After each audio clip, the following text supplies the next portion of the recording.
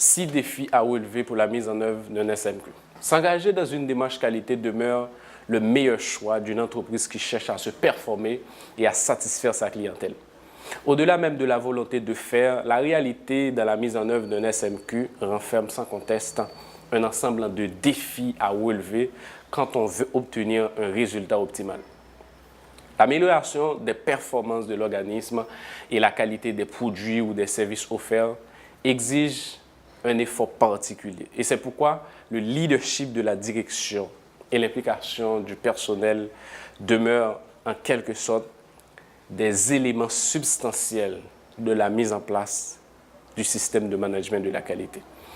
Et devant un nombre de tâches importantes qui exigent des stratégies efficaces, des méthodes, des outils adaptés même, j'ai pu moi-même identifier 6 défis à relever pour éliminer toutes sortes de freins que pourrait constituer la mise en œuvre d'un système de management de la qualité. Alors le premier défi, c'est écouter le client.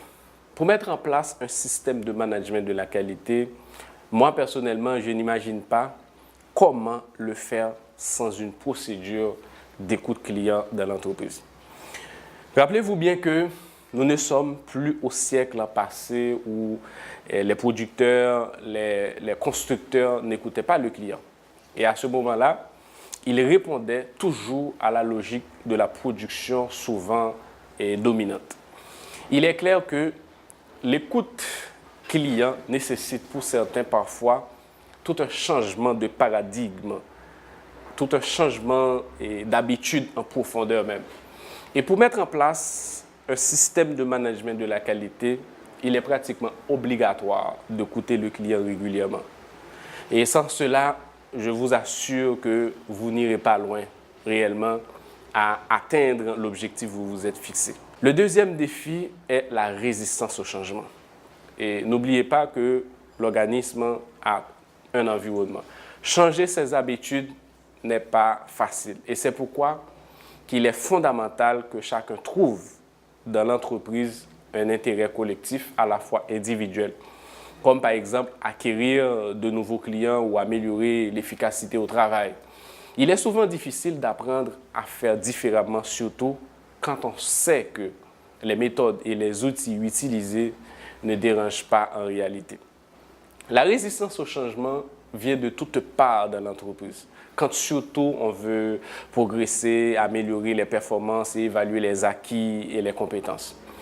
La résistance au changement nécessite d'avoir en quelque sorte le courage, la capacité à manager avec surtout efficacité, en vue surtout de relever le défi de changer malgré l'opposition.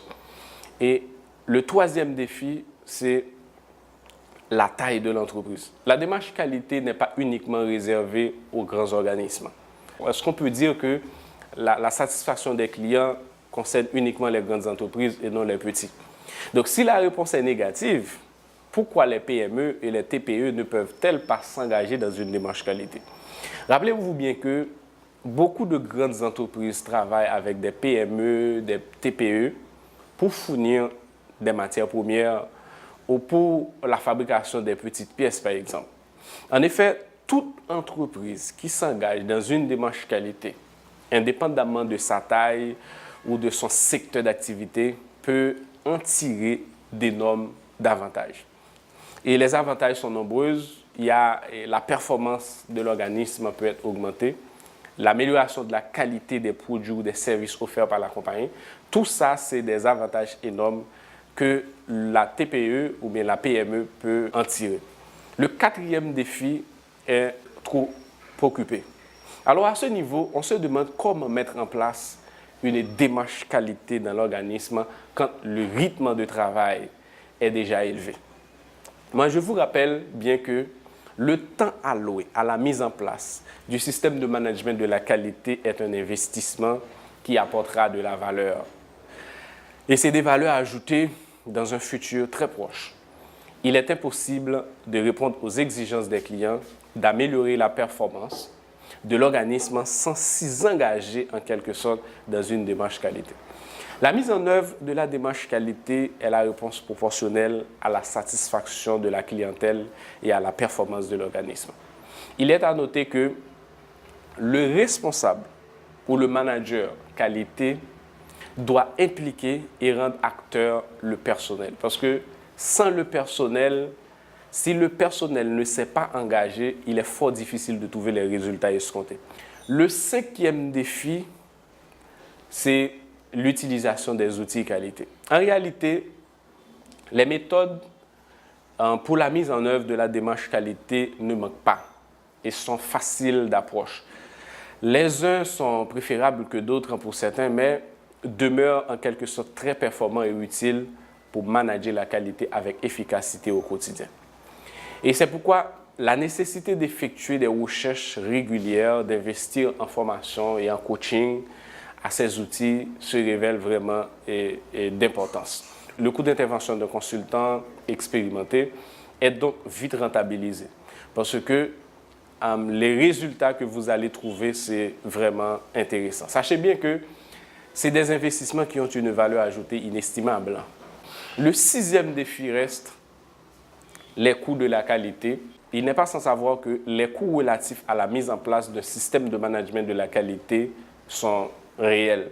La bonne nouvelle est qu'ils sont réels, mais sont nettement inférieurs aux gains obtenus grâce à une démarche qualité efficace et qui répond en quelque sorte aux exigences de la norme ISO 9001 version 2015. C'est la raison pour laquelle que les coûts à la mise en œuvre de la démarche qualité est un investissement durable pour l'organisme. Apprenons ensemble, pensez qualité.